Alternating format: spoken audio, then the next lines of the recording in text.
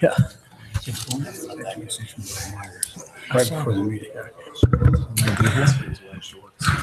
Okay, it is 5:30 according to Verizon time, so we're going to call the special meeting to order.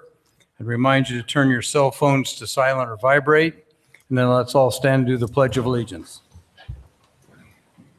I pledge allegiance to the flag of the United States of America and to the republic for which it stands, one nation, under God, indivisible, with liberty and justice for all. Thank you all. Amanda, would you take the roll, please? Councilmember Strebe. Here. Councilmember Berg. Here. Councilmember Dalby. Here. Councilmember Rowe. Here. Councilmember Stevens. Here. Mayor Lazio. Here.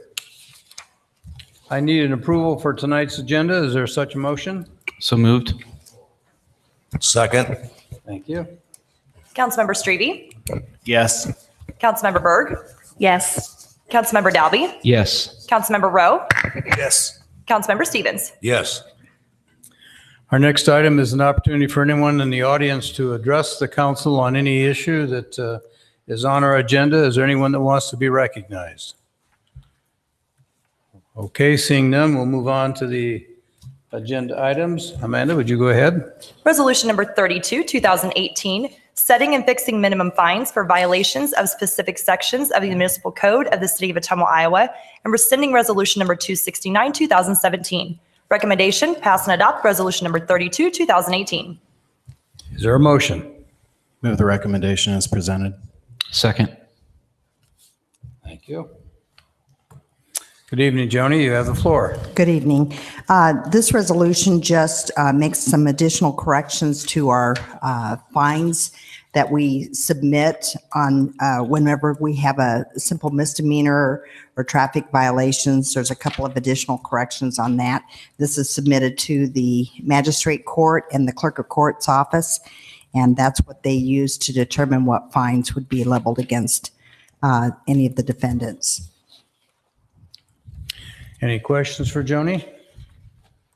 Well, should have received that in your packet. Okay, seeing none, let's take the roll. Councilmember Strebe. Yes. Councilmember Berg. Yes. Councilmember Dalby. Yes. Councilmember Rowe. Yes. Councilmember Stevens. Yes. Okay.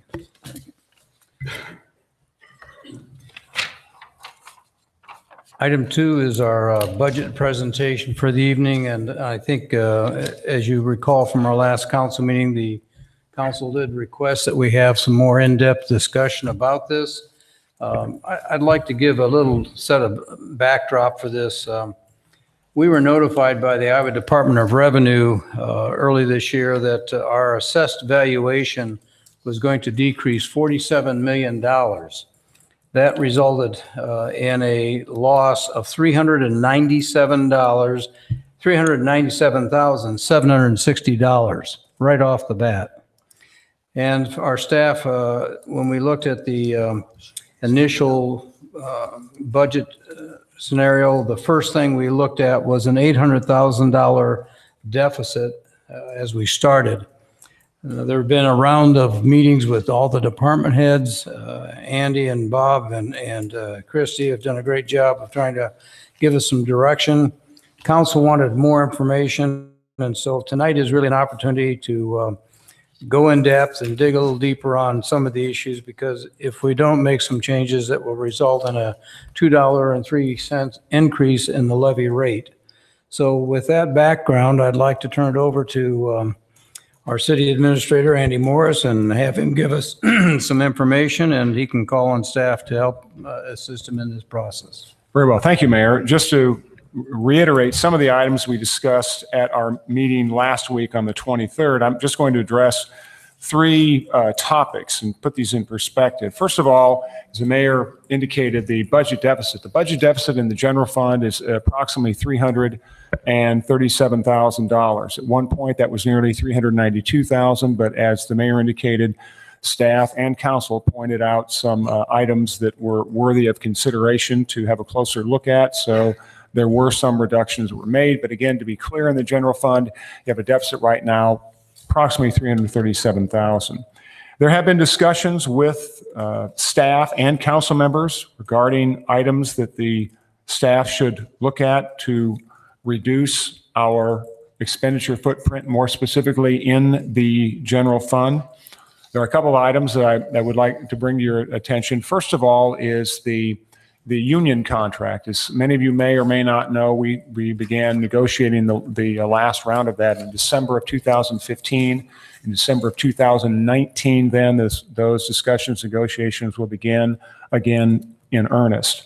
I'm not suggesting, nor have I had anyone on the council suggest that we open the contract at this time, but just want to give council an indication, a bellwether anyway, of what you're going to see, pardon me, here approximately in a 2-year period that will be coming open. And at that point, I think it's fair to say that council and staff needs to look at some of our expenditures as it relates to personnel expenses, everything from the salary increases to our percentage support of the healthcare plans that service all of the employees. And then finally, there's going to be a discussion tonight regarding the proposed change, a scenario anyway, as it relates to the lost allocation local option sales tax. And I believe Councilmember Rowe is going to talk about that in just a moment. An item I would like to point out when you put this budget deficit in perspective, and certainly one of the items that has come under a great deal of discussion in the last couple of weeks is the discussion of the $2.03 increase for those that will see that on their property taxes. And I know that is particular concern to Councilman Dalby, and we've had some rather extensive conversations about what can and cannot be done to mollify and address that. I would just caution council to put in perspective the fact that there still are, and I indicated this last week, there still are some points that we need to bear in mind, not lose sight of. First of all, at 20.5, we still have a very strong coverage ratio as it relates to the general fund. The government finance officers say that should be, I've heard, but I know we live between 15 and 20% in communities I've managed, or 15 to 25%, I should say. And in most communities I've managed, you try to keep that at a ratio between 15 and 20. So we're either on the high side regarding that coverage ratio based on what a city's vernacular may be, and we're mid-range if you look at the reserve policy the city has established. If we were to make the $2.03 increase assessment go away, that would constitute cutting approximately $1.22 million from the general fund. And to be clear, and council knows this, if you're going to make cuts of that size and magnitude, we are not going to get there by, which we did this last year, or proposed for this year, but by cutting contract labor and quite frankly, some of the other expenses that are really not going to move the needle. You need to look at personnel. And so if council does take this into consideration, what you're looking at, you'd have to cut 14 people from the general fund. And to be honest with you, if the focus is on the $1.22 million of those 14, you're going to have to start with a fairly high salary, folks. Myself, the department heads, you can work your way down, but that is significant. I still feel very strongly there are some cuts that we can make in the future regarding health insurance and what we're going to do, those pay raises.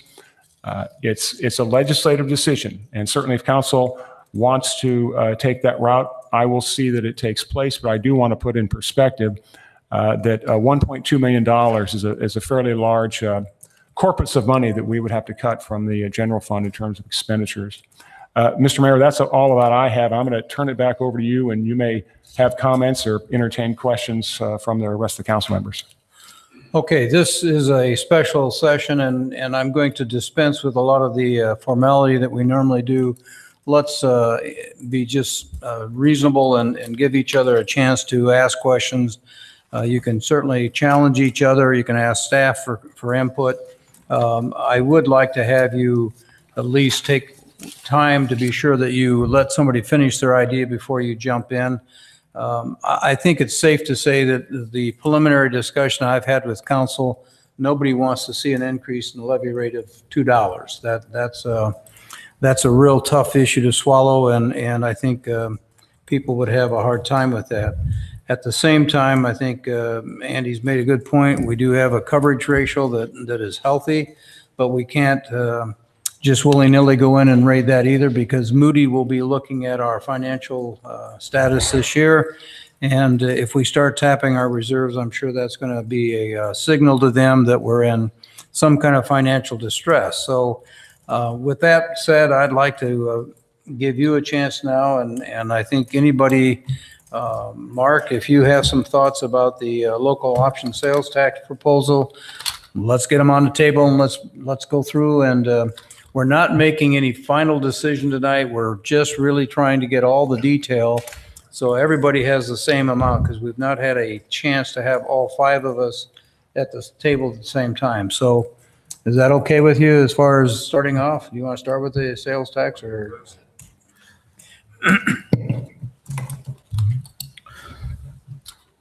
One of the, and you know, this is not something that as we shared last night with Andy, we're trying to find ways to cut that levy down. Unfortunately, I'm not sure that we've had much in a way of options to this point. So one of the options that was brought forth, Councilman Dalby, it's his idea. So, you know, I give credit to him for this. Was the idea of a referendum to redo the local option sales tax and divert more to property tax relief, as opposed to maintaining the 10% that's currently there. At 25%, we would gain approximately $500,000 on the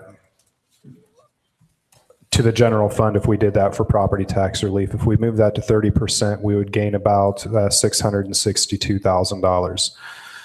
Now, the converse to that is the fact that we would ultimately end up losing some of the monies that are going to streets and sewers. The question becomes, which would the taxpayer rather have, an increase in property tax or a local option sales tax, where some of the services that's going into the general fund is spread to all people that are buying in the community and some people that aren't buying in the community, versus the cost of the deficit being socialized to the taxpayer. Again, that's just an idea. You know, I'm just an amateur, but I think that, you know, it's at least an option that should be looked at. Okay, Matt, you want to jump in? You look like you were ready to say something. Well, I would just add to that, and you know, I think it's important when we're facing these kinds of increases. You know, it seems to be in the past history that, depending on valuations and needs and insurance rates, even, you know, our levies are, they go up and down to meet the needs of what we need to have to provide the same level of service. And in the past several years, those have been, you know, fairly well. You know, we've gained obviously more than we've decreased in taxes over the last several years that I've been on the council. But I don't think we've ever faced a $2.03 increase. And I want to make sure that, you know, it's not easy for us as a council to come to these decisions. I mean, yeah, we can go ahead and balance a budget like we're required to do by the state on the taxpayer, but we do that a lot because that usually that increase is very small usually, and it does go up and down some. So this is like, you know, staff and Andy Morris has said, unprecedented. You know, we faced, you know, a lot of hurdles. A lot of this stuff is not the fault of anybody. The state, you know, sacked us with a loss of backfill monies that are going to continually cause us problems. And then we have a reassessment and find out we're 47 million, our homes are worth collectively $47 million less than they were a year ago. And that's something we can't react very quickly to. Then on top of that, you throw in our retiree insurance, you know, and an unusually high amount of claims, because we do have some aging retirees out there that now depend more on those benefits than they ever have. So, You know, it's not easy to raise taxes, but it definitely is an option. But I think if we don't at least discuss and look at some other options, whether they may work or whether they don't, whether we can do them or we legally can't do them, I think it's up to this council to throw options on the table. I think we owe that to the taxpayer. And I think that was kind of collectively what, this council wants to see done. And this is, like I said, an idea, and it certainly takes a lot of hurdling and a lot of changes. One bright spot in this whole thing is that we have paid off the Bridgeview Center, and that we don't make that $1.2 million bond payment every year. And so from the lost revenues I've looked at and some of the sheets I've looked at is we use our local option sales tax, to pay Bridgeview Center off. Once that was done, 10% was property tax relief, 90% was roads, sewers, and projects of that sort. So it seems to me that when that money came off Bridgeview, then we really supercharged our street fund, our street budget. And that's great, because the two things we hear from citizens is, one, taxes are too high, and two, we never fix enough streets. So we basically supercharged that in my understanding of reading the budget. And so, if we do peel off a percentage of that and use it for property tax relief, that would quite frankly keep taxes from raising. We have the option here, depending on the percentage we go with, I believe, to offset that deficit and then possibly make up for some backfill issues we have going forward. We've got a long-term problem here, and we need a long-term solution.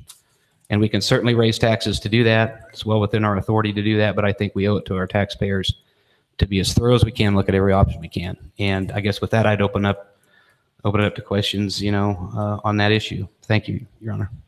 Any comments here? Go ahead. Thanks, Matt. And that is a good option. And it's one option. The only thing I disagree with that you stated was that it's council's responsibility to come up with options. It's everybody's responsibility at the city to come up with options. It's the administrators and the finance directors and the department heads' responsibility to come up with other options. I sort of thought this meeting, since Councilman Dalby charged everyone with coming up with other options, that this meeting was about hearing what those are, and that there would have been in 5 business days a call to action to have meetings and to get with department heads and find out where 0.005% of a $60 million budget could cover $337,000. That's half of 1%. If everybody gets together as a team and looks at their budgets, that's a very small portion of the budgets if it's split up among the departments. Options that we heard last time, raising taxes. That's a disservice to our tax-paying citizens. Option 2, taking away insurance from city employees. That's a disservice to our hardworking employees. Both of those, in my mind, are unacceptable options, neither of which I would be for. So, as I see it, and from my standpoint, the budget as it exists now is not one that I would vote for. And if there haven't been meetings and people haven't gotten together and figured out where a very small percentage of 1% could come from their budget, then I think those meetings probably need to take place before this budget is put to vote. Thank you. Thank you. I think it might be appropriate to ask some questions legally. Joni, if you would be willing to step up, and what's involved in changing a referendum that the voters voted in 2012? Yes, the local option sales tax, we had an election in November of 2012. And in that election, originally the proceeds were to be used primarily to pay for taking care of the bond payments for Bridgeview. When that was paid kind of in advance, the loss was due to expire on December 31st, 2015 was when it was to expire. In an attempt to look at some property tax relief and do our streets and sewers, that separation project. And this is one thing each of you need to take into consideration. It was determined at that time and voted on by taxpayers that 10% would go to that tax relief, and 90% was going to be split between streets and sewers. And the majority of that was to meet a federal consent decree that was entered into with the federal government to separate our stormwater system from our sewer system. And to get those separated. And I think Larry Seals can speak a little more on that. But in conjunction with our consultant, a timeline was set up to determine how that was going to be split, how it was going to be paid for. And these funds that were this 90% of the lost funds were dedicated for not just repairing streets, but for this separation project. So by converting those funds into to a different formula, that could have an impact on meeting our requirements of our federal consent decree. So that's something that needs to be taken into consideration. But if we want to go ahead and look at doing this, when the taxpayers voted to change, not only did they change the percentage allocation, but they also extended the lost. Instead of expiring automatically in 2015, it was extended to 2025. So they did two things, reallocation and extending the lost. So if we want to proceed to have a change in the allocation, we would again have to have an election. We would have to have it on a special date that's set out by the state of Iowa. Or we could, and then there's a possibility we could make it effective July 1 of 2018, or we could make it effective January 1 of 19, depending on what you would like to do. But there are time limitations that we have to meet. We have to get information to the auditor's office. If we're looking at January 1 of 19, it probably makes sense to have it coincide with the election in November so that we don't have to pay additional election costs. So there's a timeline that we have to meet. If it's presented to the voters, then and they approve it by a simple majority, then it could be in place. If they reject it, in my view, the lost allocation remains as it currently is. It'd still be 10% and 90% through 2025. I would rather not pursue that as an option, quite honestly. You know, it's an idea, and thanks, Matt, for coming up with that. But I'd rather not pursue that option. I'd rather go about this a different way and trying to get everybody together and trying to find out, you know, what project or what, you know, absolutely non-essential aspect of their budget can be reduced so that we don't have to resort to this. Any other questions? Yeah. I guess Holly? I was wondering if Larry could explain the timeline on our sewer separation. Larry, why don't you and how join us that- up here and respond to the consent decree? You know that probably as well as anybody, and what we're committed to by court order. Well, we laid out a 25-year plan that after going through and negotiating. And that plan started in 2007, 8? Well, we started negotiating in 2007. We actually signed the consent order in, I believe it was September of 11. Okay. And then we were able to start our clock from that time forward. So basically we're looking at 2036. What we had been able to do, and we looked at funding that all through wastewater. Now this is off the cuff, and I can provide that in an update in future meetings. We were looking at as high if everything was funded and you had to do citywide separation of about $140 a month for the average use home wastewater, which was slightly around 4% of your median income. What we've been able to do with the lost is supplement, as Joni had pointed out, we supplemented a lot of different projects with it. I think Bob has the actual numbers for sewer separation.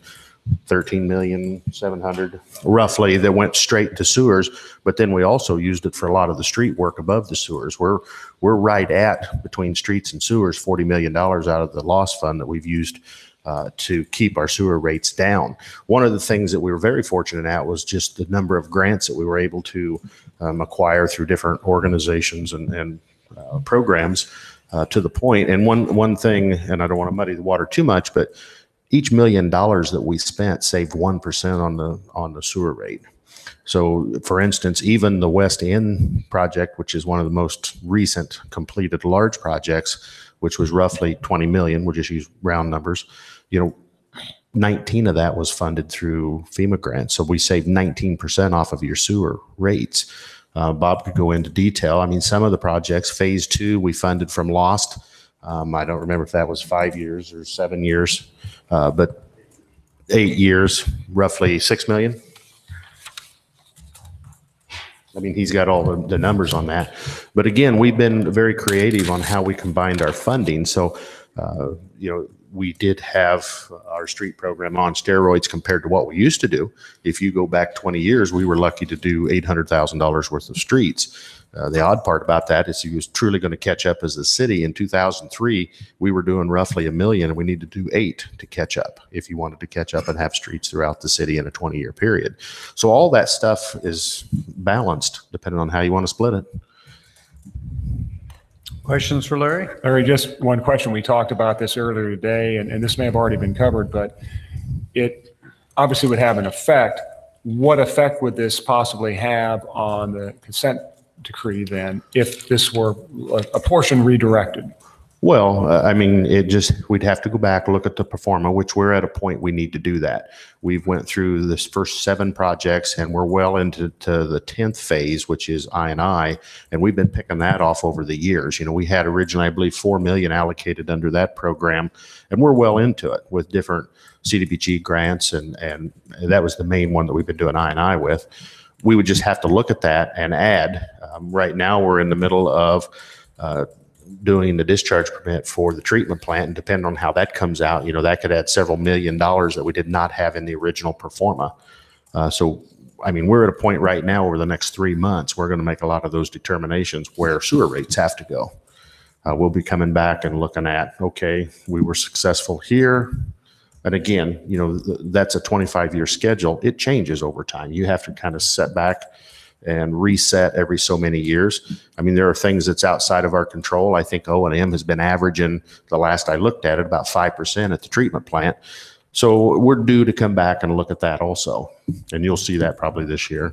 Mr. Mayor, just one other follow-up on that. I believe it was Councilman Dalby pointed out the fact that with the Bridgeview bonds paid off, that has freed up some additional monies. And again, this may be more of a finance question, but just curious from that perspective then, once that money became available through the bond being paid off, what, if any, increase did you see, just for the sake of discussion, what, if any, increase did you see in additional street and or sewer work? I'll let Bob address the actual dollar amounts.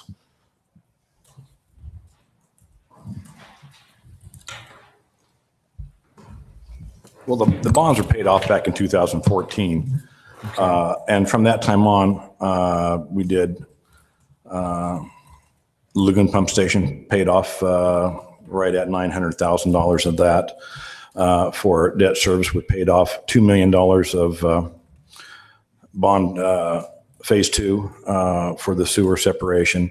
$672,000 worth of street project bonding. $670,000 worth of additional bonding for the Lagoon Pump Station, $525,000 for the CDBG project, almost $1,983,000 in street projects, $881,000 last year in street projects, $570,000 went to property tax relief. And for the Expanse Street Repair Program, we did $1,170,000, $331,000, $943,000, and $1,078,000. So right at $3 million there.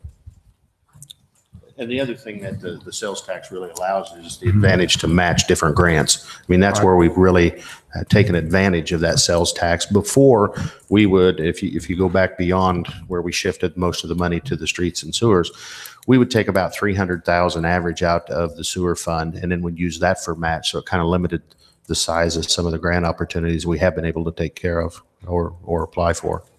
That was just a question. I mean, it was brought up about the bonds being paid off, and I thought, well, by extension, sounds like you used a lot of that money, if it's fair to say, for match in terms of some of the grants you brought forward, and quite frankly, paying off some of the debt related to the projects that Bob just indicated. Right. It would have done that. I want to can we change direction a little bit? I mean, I think that good information, appreciate that, and that's helpful. Are there any other questions to Larry or to Bob or Joni about the lost tax option? That's just one of the many options we're exploring. I have a quick question, Your Honor. Another Sure. question. Go ahead, Matt. Larry, in the projects that Bob had outlined and you had outlined too, you had noted that we used local option sales tax money to pay off bonds that were specifically for projects that were related to our consent decree and separating our sewers. We also, though, did spend money out of that fund on stuff that was probably not directly related, like our expanded street program. Were those monies, how much of those monies were spent, and were they directly related to acquiring, and keeping with our timeline on the consent decree? Was there wiggle room in there? Well, there are streets that we add under the expanded roads that is not over sewer separated. I mean, we're doing surfacing. One of the things that has allowed is to go into residential areas. Before, a lot of our money, the STIP money, for instance, is tied directly to the collector or arterial type streets where, we just did not have the money 15 years ago other than the main line, and that was one of the things we had to kind of pull off, and we was doing smaller residential areas where under the expanded, we might do a whole neighborhood, like $800,000 worth of overlay where we can actually go in and do, 6 or 7 blocks at a time. And you have shown the council a map with different color coding on it that right. shows those neighborhoods. Right. And we can, I don't remember if we had it broke specifically to funding, but we did do by year all of the road work, which could include the CIP and all our other funding sources. So that definitely speeds up the process on the consent decree. Going back to when we're making bond payments. Well, I don't know if it'll really speed up the timeline in the compliance schedule. But we'll be able to do more because we're putting more money into it. Well, what would have happened is everything would have been directed toward that compliance schedule, and all of your work, including your streets, other than, some that are specifically earmarked for collectors and arterials, everything would have been taken. And that was one of our fears when we first started negotiating that compliance schedule, is it's going to consume everything, and none of your residentials, unless they happen to be where we're putting pipe in the ground, will be done. So we've been very fortunate to be able to leverage that money in many ways. In 2025, that vote comes up again to be reapproved by the voters, I think, to extend that on out. That would be ideal. I mean, the compliance schedule, I believe, goes to 2036. And everybody needs to keep in mind, because it's easy to lose this fact, that's our first swing at separation. You still have, a lot of that is adding a second system, a storm system, based on capacity of pipes and stuff like that. We still have 146 miles of sanitary sewer that has to be addressed either through lining replacement. There's a lot of other factors that come in. We're not done by any means. When we hit 2036, people say, oh, we're done. No, not necessarily. Right. If that vote fails in 2025, we've seen stranger things happen. Would that mean a definite increase in our sewer rates then? Oh. Yeah, you'll see. And extraordinary increase. Okay, that's all I have. Thank you. Okay, let's thoughts about other options, other things to consider. I know, Andy? Mr. Mayor, this thought came to mind when Councilman Strebe was talking about different approaches anyway to increasing that amount of money that comes into the general fund. As some of you may or may not recall, there was discussion in the spring of 2016 about a franchise tax. That was something we explored with more specifically our electric with Alliant Energy. I don't have that percent or the amount of money we anticipated that it might bring in. The reason that was shelved, as I recall, was due to the fact, remember, Alliant was coming up with a fairly robust rate increase, and we thought the timing would have been bad, to put it mildly. That may be something that we should delve into a little bit deeper and see if that's a possibility. And again, I wish I could tell you verse in scripture that amount of money, but off the top of my head, I don't know it. 300,000? Right. Yeah. Okay. Okay, good point. We've got to look at everything. There's no such thing as a sacred cow here tonight. We've got to look at everything, so. Another question, and I know there's been some discussion, and none of these are necessarily been vetted. We're just trying to get them on the table. Your comment, Andy, about cutting staff. Has there been any thought about furlough days or any way of reducing some services without eliminating positions and benefits? And what would that take to do that? And what's the pros and cons of that kind of an approach? It is something, pardon me, Mayor, it is an item that has been discussed, I would say, with not a great deal of robust discussion as to how that could be effectuated. We've had some consultation with Dale Walters, with the Teamsters, about whether or not that would be something we could take on. He has a little different caveat for us if we decide to take it on that I have some misgivings about. But it is something that has been actively discussed on the staff level, having those. What we're talking about is having one furlough day a year. That is not something that we have put a pencil to. I don't believe Bob or Joni have done that, but that is a topic of conversation the last 2 weeks that staff, more specifically Bob J. and Joni Keith and I, that's on the table still. Mayor, I think it would be interesting, just for sake of conversation, if we had those numbers, what it would do. I mean, we're saying, yeah, they've looked at it, but we don't know what those numbers are. Okay. Your Honor, I'd also add something else too. I don't know what we're really attempting to do here. There's several options of covering this for a year by, furlough days and those types of things. Basically, our only options, and then putting in place some long-term plans, and one of which obviously would be benefits that you brought up. That would buy us time to implement some of these plans. And we can't forget that we've got backfill continuing to happen for years to come into the future. We have valuations that are probably not immediately going to go up. They're probably going to be decreased a small percentage every year. So covering 1 year is one thing.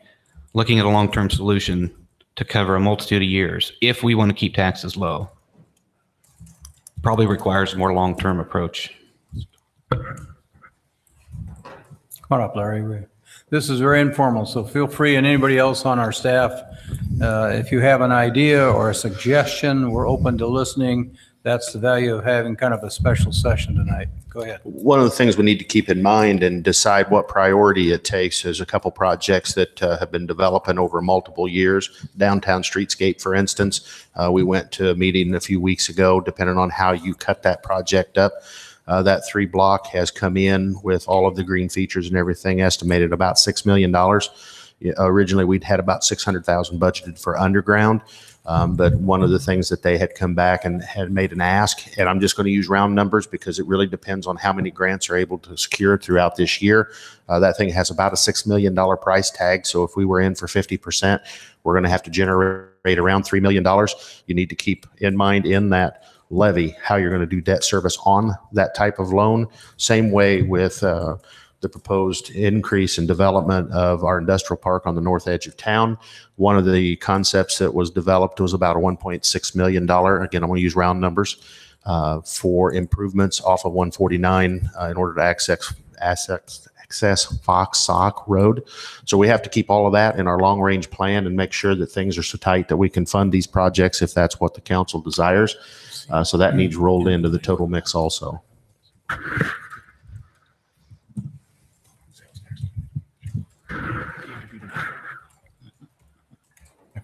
Joni, come on up. We had Christy take a look at the numbers when Bob was gone last week on a furlough day, and it was somewhere between 24,000 and 29,000 savings a day. And we do have a meeting scheduled with Teamsters on Friday to discuss some other potential options. But then there's for salaried employees, then you have a potential issue with Fair Labor Standards. So that's something else we'd have to work through. But that was the rough number that Christy gave us last week. For how many employees, Joni? All of everybody.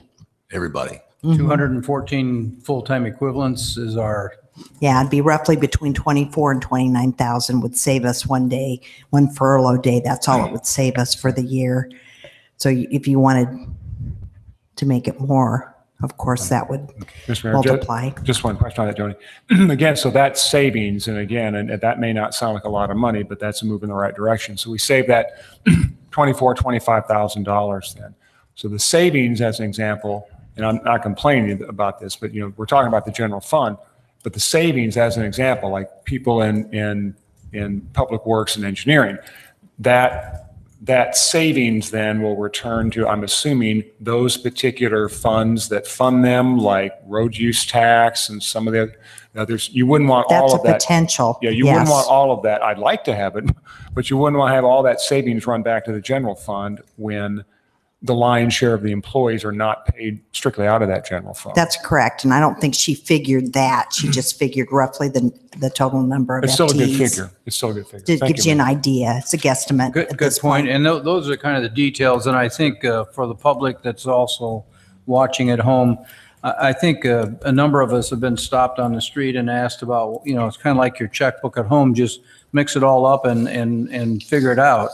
We've got some state mandates that we cannot use road use tax or sewer money for some things. And I think that's where the delicate balance act comes in. And I think it's very difficult. But I agree with Councilman Strebe that we've got to look at a team approach to say, how can we come up with the best solution long-term rather than just putting a Band-Aid on it, because it's not going to get better. I think Matt's point is well taken. And Bob, you probably have the figures, but the assessment will go down, and we're going to be losing more of the multifamily valuation. So you can address that. Anything you can enlighten us on, I think, would be appreciated. Correct. The multi-residential is going to lose almost 3% this next year. It went down $2 million this year. It could go down between $1 to $2 million next year. So I don't foresee the whole valuation going up. And if you guys are hung up on the levy, then just tell us to reduce the levy down to what it was for this current year. The only problem will be with that is the fact that the trust and agency levy is designed for pensions and things like that, and the fringe benefits and stuff. And it's not just retirees that's causing the problem. It's employees it's everybody's use of the system. But what happens is then if we go on the current years, which is about 80%, then the cost of the insurance isn't going to change. So the $600,000 plus that we normally would have transferred in to cover the cost of the insurance will come out of the fund balance of the general fund.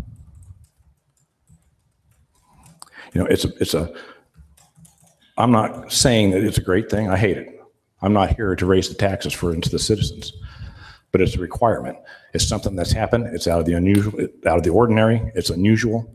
I don't foresee this levy to be in place for more than a year. I'm hoping no more than 2. But we can't have for something that you lose sight of the long term of something. I guess all of these options presuppose that this document can't change. And that's never been the option, that it can't change. It can't? The only thing is, when I bring you something, I don't bring it with any slack in it. Absolutely. I don't doubt a digit, Bob. I respect what you do. I don't doubt a digit of these numbers. You have to remember, though, that we have 4 additional staff persons in this new budget, above and beyond normal. That's why we're at $330,000 and change over. That's why we're not, so you've got to take that into consideration. When you I understand. Force us to hire 4 people and you fill the 3 spots, there's consequences to that. Force is a strong word, but I'm just asking for someone to make an effort to review this and to get everybody back to the table to take another look and find out, I don't doubt a single item in here as far as its accuracy and the work that went into it. All I'm asking is that there's an effort made to take another look at it and see if there's any other way. I have done that. Department heads have done that. Okay. We don't just give it to you and then forget about it. So there's been a second effort since last Tuesday to go through all of this. I have looked at it, went back through department heads. That I don't know. I'm assuming they do. Okay. They may not, but I have. I constantly do it.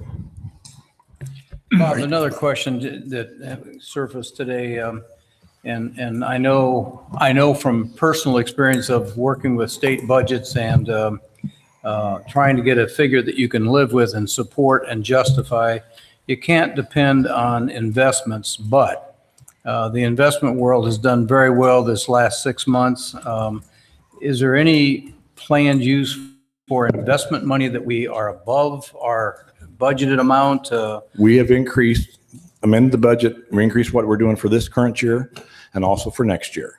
So that is taken into account. That's in your figures. If you pull that general fund revenue, you can tell that that's been increased. I think that's important to share because again, people on the street. Correct, because we have been getting some really decent rates at the CDs. Financial people ask that question and they want to know the answer. So we just placed a couple CDs at 1.75 and I got one at 1.8. Yeah, good. So just a point of clarification. When, I don't remember whether it was you or Administrator Morris that said this. So we're looking at the backfill decreasing again next year. So are we looking at, all things being equal, are we looking at another property tax increase next year as well? I don't know. I can't tell you. I can't tell you that until we figure out who's still on board. I don't have a crystal ball. Who's still on board, what the assessed value is going to be. I don't know. Yeah, and I tend to agree, Bob, that assessed value is not going to go up even if we have some new development. Betting man, it's going to take a while. I would say it's probably actually going to decrease next year. Yeah. Unless we have a lot of commercial property development. The commercial property lost about $33 million in town. $33,852,000. Residential went down $11,417,000. Industrial actually went up $1,148,000. Multi-residential dropped $2,301,000. And the gas and electric dropped a little over almost $1,100,000. Yeah, I don't think that we're going to see and even with state mandated when they let it go up to 2%, it's not going to make a big difference down the road. So you said the levy for the 8 retirees and such, that could go down. If you guys request it, it can go down. It's up to you to make that call. No. When you first came up, down the road? Yeah, it's possible. Okay. It's possible.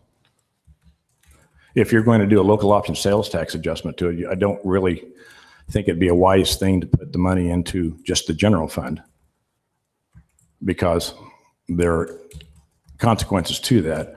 If we get to the point where we reduce the levy down below 810 and don't use the emergency fund levy, I can't levy then for IPRS and FICA for everybody else out of the trust and agency levy.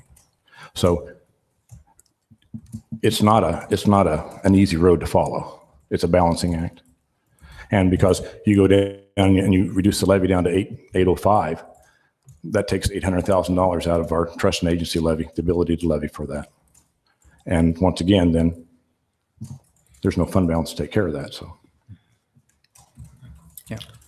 I got a quick question. One more thing on the local option sales tax. Something that we probably learned tonight that we didn't know is that it affects and possibly could affect our consent decree and our sewer rates. But when we do property tax relief, like you just mentioned, that money is poured into the general fund as it sits Correct. now. So if at any time we saw that our consent decree was falling short or there was something else, not coming up to our standard, we could use general fund money to still do those projects. Correct, but I wouldn't advise it. I mean, the general fund is used it's looked at by the investment people as being able to be used to pay debt service. Right. And so if something came up, if we would do that, then we would look at some type of debt service for the project. Okay. If the sewer fund is sufficiently funded to do so. We have some coming off now, but still over the next at least 10 years, I'm trying to picture it in my head. We've got at least $700,000 or 650, something like that, coming out of there for debt service. This question may be for Larry, and I'm asking a lot of questions. I'm going to cover everything. I have to come back to this issue if we don't decide to look at it anymore. In our consent decree, obviously things happen. During the years we were paying Bridgeview Center bonds off, that was $1 million we couldn't use to fund items on our mandate to separate sewers. And you said you constantly have to go back and reevaluate and reassess where you're at and what costs are going to be coming out in the future. So that leads me to believe that process every so many years gets either renegotiated or what if you fall behind? What if people don't, and I don't think they would ever not approve a local option sales tax at the flip side of having their sewer rates increase dramatically. But if they didn't, would there be any leeway in extending that consent decree or going back and having, looked at with a DNR? Or was this stamped in stone? I guess there's always openers. If you could show the financial need, that's very unlikely. I mean, it's elongated schedule the way it was. When we started the negotiations, the first round, they wanted to allow 15 years. I mean, that was the first flush that they give us. You got 15 years. We went to length and ended up going to district court over some different issues in order to get a 25-year schedule. I mean, we started out saying from an affordability standpoint, because it hadn't really been recognized, what all do you include in that? There was a rule of thumb that come from some different regulations that if he was to reach 2%, but 2% includes what? I mean, this was really drawn out with, our two environmental attorneys, DNR had a couple of attorneys, EPA had a couple of attorneys. I mean, this was some pretty intense negotiations over the years. That schedule, I think, is fairly well set in stone, unless something really happened. If JBS was to pull out, that's going to substantially change everything from a tax-based standpoint. You'd probably have an opener. I'm not sure exactly what that would take to get there. The schedule, in my view, is set out. How you pay for those projects is what we're kind of discussing now. How do you do the debt service? I mean, there's always SRF loans, there's always open market bonds, but still at some point, if you can't fund, would be what interest rate are you going to receive, because the current debt is going to kind of dictate what type of bonds you're going to be able to sell, which of course have different rates. And of course the interest is just going to add to it. Right. Would go back to the rates. I mean, we've been very, very fortunate in many ways, but we also worked extremely hard to keep the rates down. Right. And that's where some of the magic Bob performs on how we divide that debt up. Is it just a couple million come out of lost just to reduce that debt service? And then he goes ahead and capitalizes that over whatever given period. That's why you see so many different ranges of years that he uses depending on the project size. I mean, there's a lot of stuff comes in. We haven't even talked TIF and some of the other financing tools that we use and combine to keep those rates down. I mean, it is quite a behind-the-scenes juggling act. And no doubt about it. And that's why the first option I had in mind was something that would prop up and keep the general fund up to a level where we could get good interest rates on our bonds. But that's really significant, because Bob can tell you if you drop your bond rating, the cost goes sky high.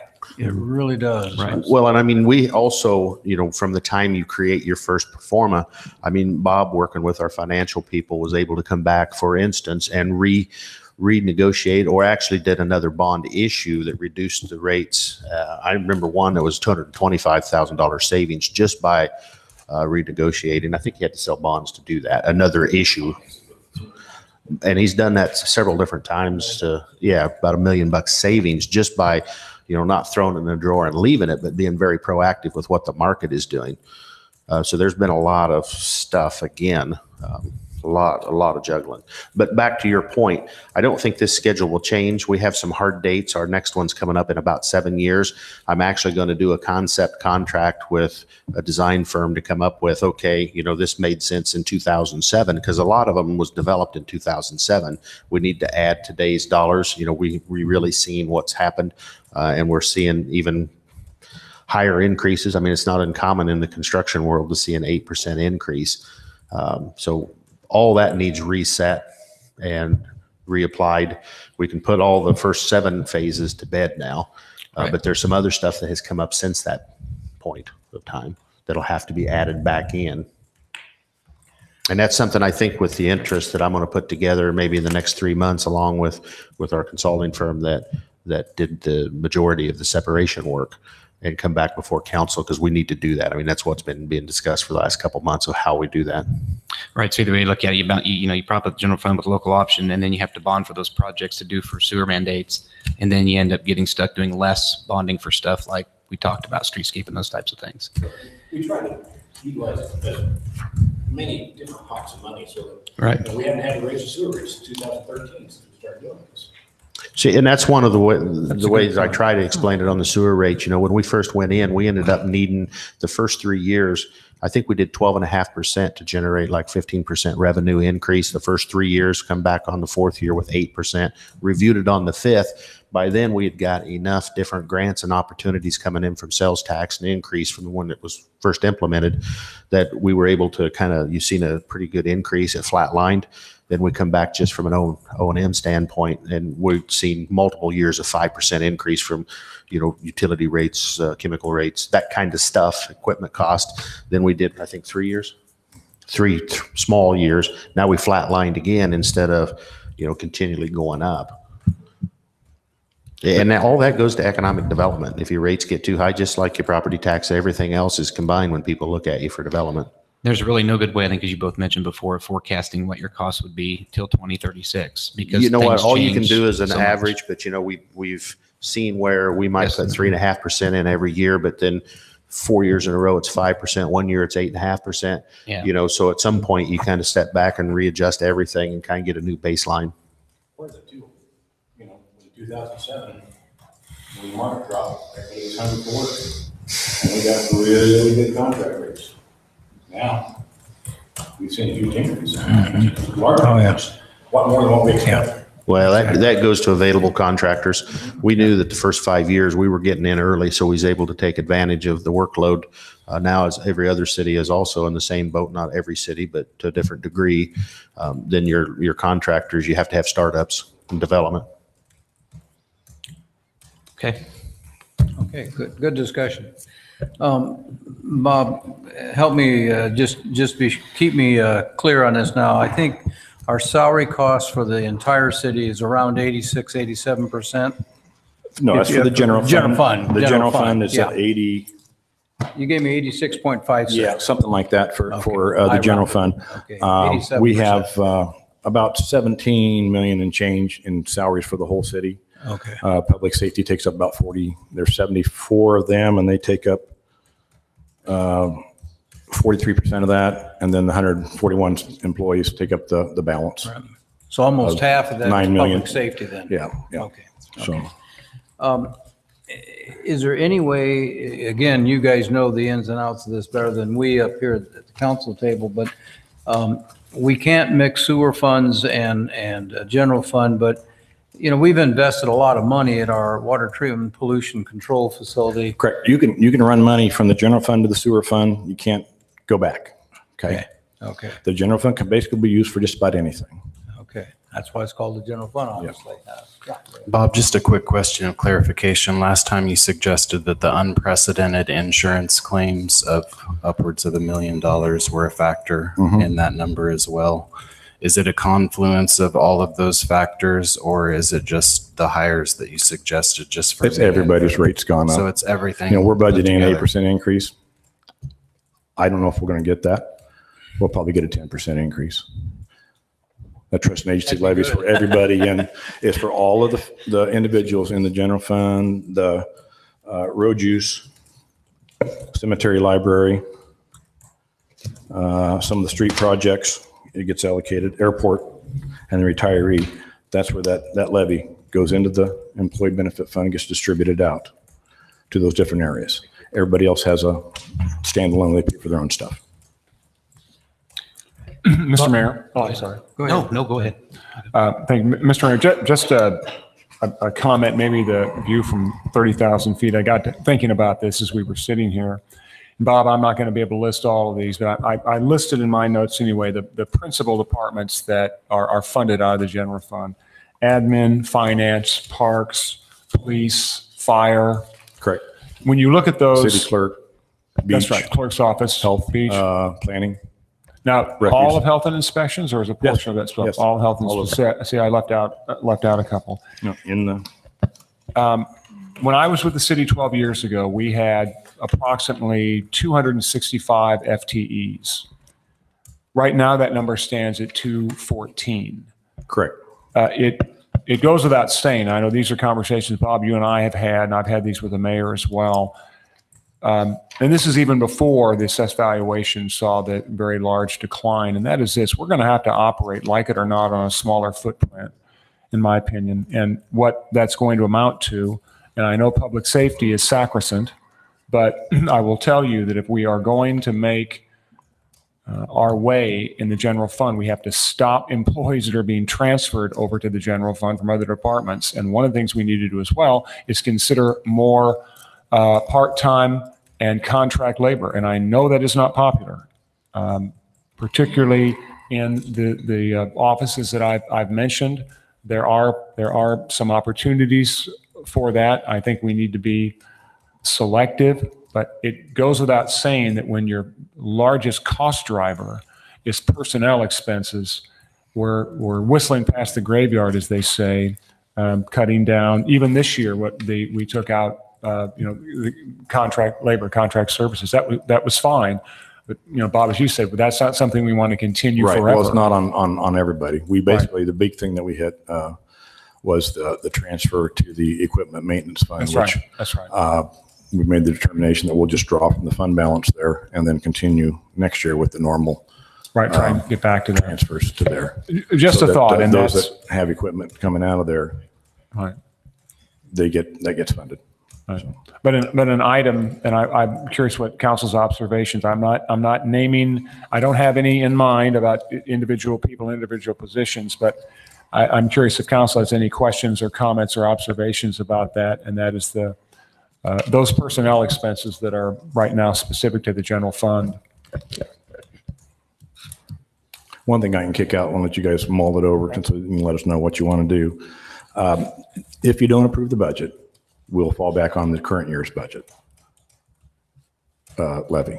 So Does that cause us any other issues in terms of state? yeah, about a little over $1,100,000 in less property taxes. Okay. So instead of being $190,000 more, we'll be $1,000,001 less. So And Bob, at that the point, debt service, right. we keep money in the debt service as a fund balance because of, like when we get ready to do the airport TIF for the runway out there. We'll issue the bond, probably not pay. Well, we thought we're going to issue some bonds this spring too, for the beach, the demolition of the housing, I think some roads in the cemetery, the golf course bridge, because the bid came in over budget.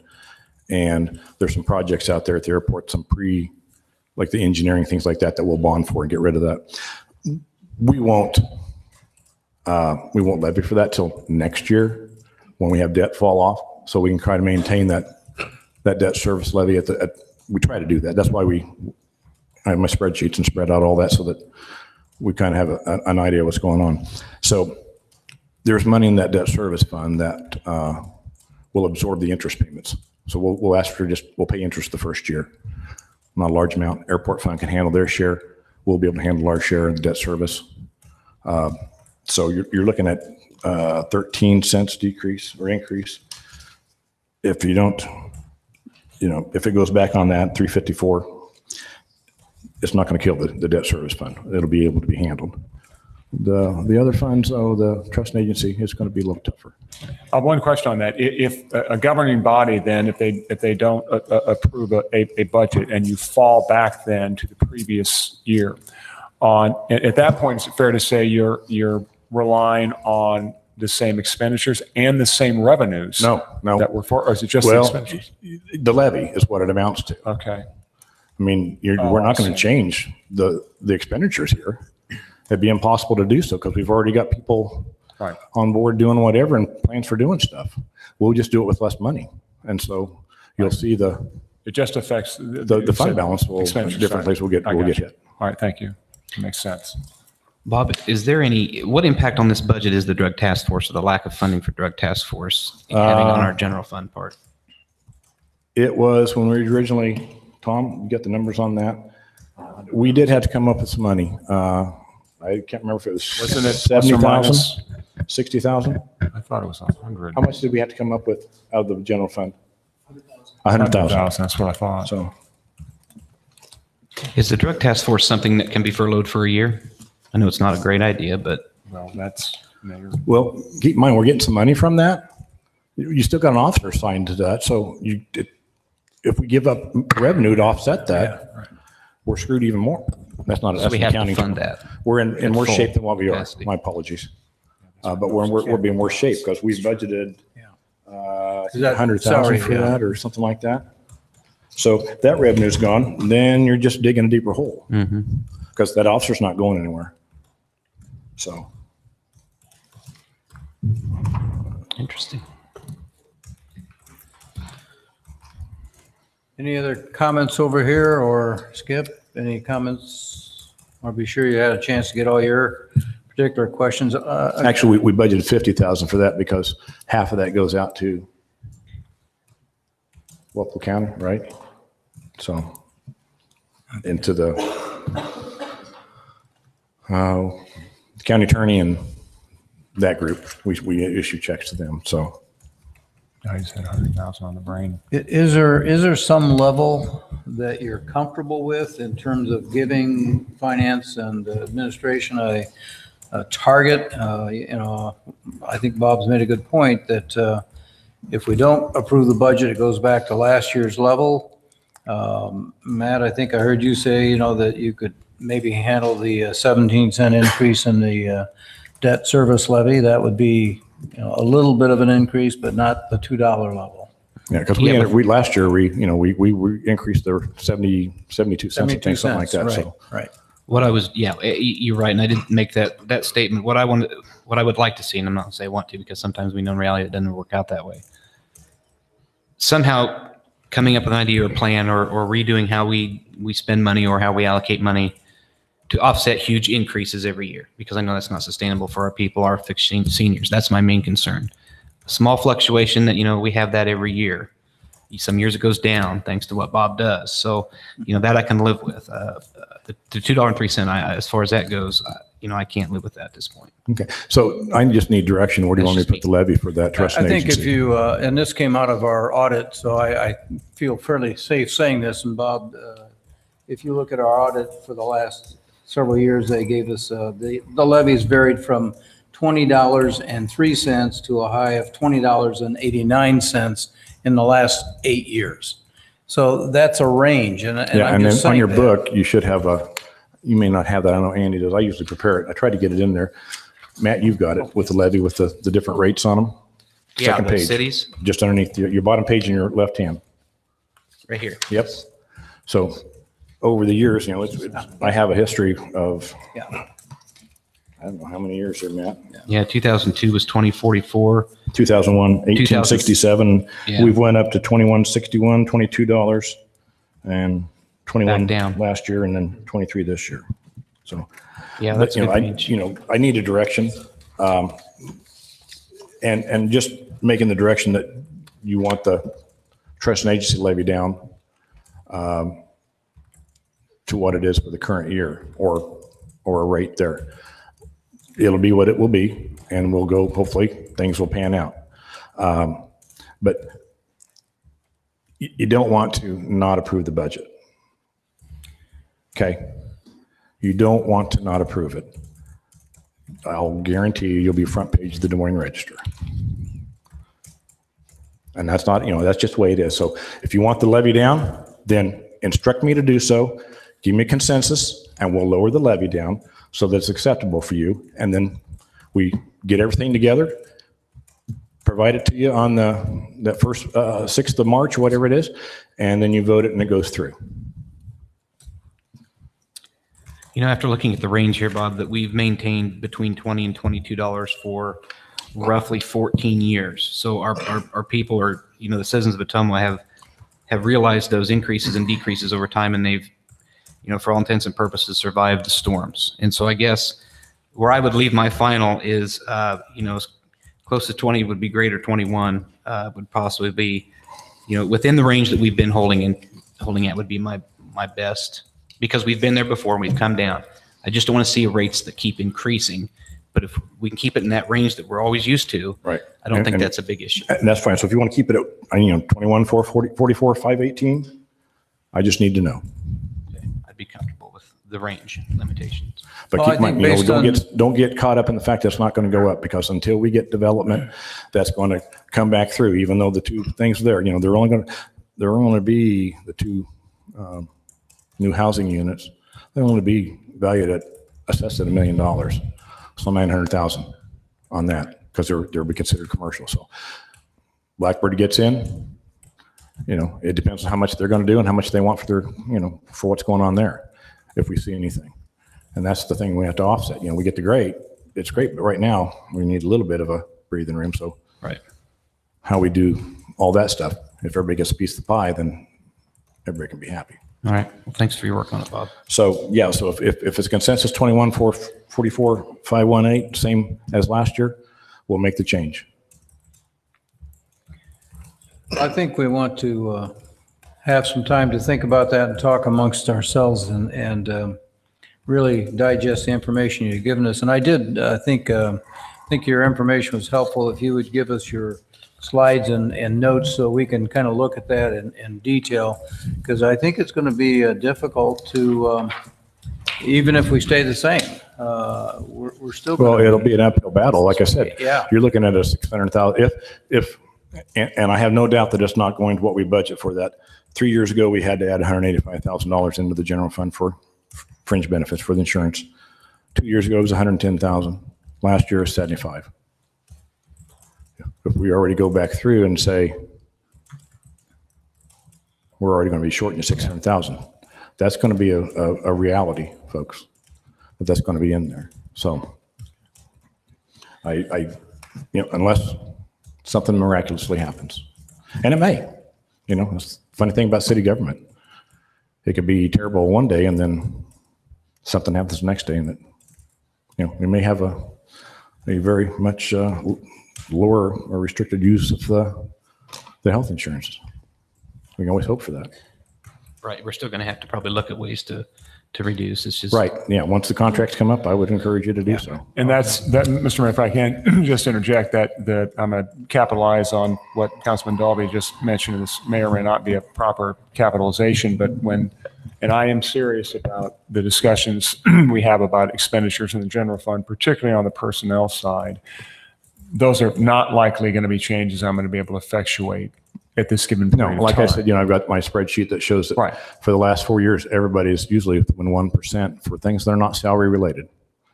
But we That means we they're can't not- do, we can't do this now. They're not making any big changes there. They're doing actually less with, or more, or the same. I hope it's more, but probably the same anyway, with less. I wish it could, but to be clear, I don't want to sound like a broken record. We eliminated 3 full-time positions. I think it's fair to say if we need to look at elimination of some further positions, or as I said, some contract labor. I wish I could do it now, but again, we're in a contract. And I'll get that information put in your mail slots. I'll print that out tonight. Okay, are you satisfied with the discussion we've had tonight? And is there any other comments or questions for any of the staff?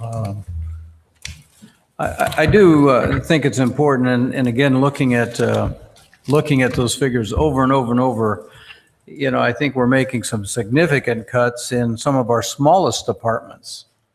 And I think that's going to hurt us in the long run down the road. And I'm looking at, Gene's department took a big hit this year. And that's, again, one of those things that's kind of the price of doing business, but we've got to look at the whole picture and do what's best for the community. So. Okay, if there's nothing further and no other questions, any other business for the good of the city, is there anybody that wants to address anything not on the agenda tonight? Okay, I don't hear any. Public forum? Okay, then let's move to adjournment. Is there a motion? so moved. Second? Second. Thank you. Councilmember Strebe? Yes. Councilmember Byrd? Yes. Councilmember Dalby? Yes. Councilmember Rowe? Yes. Councilmember Stevens. Yes. Did you see this? Thank you, and I have 644.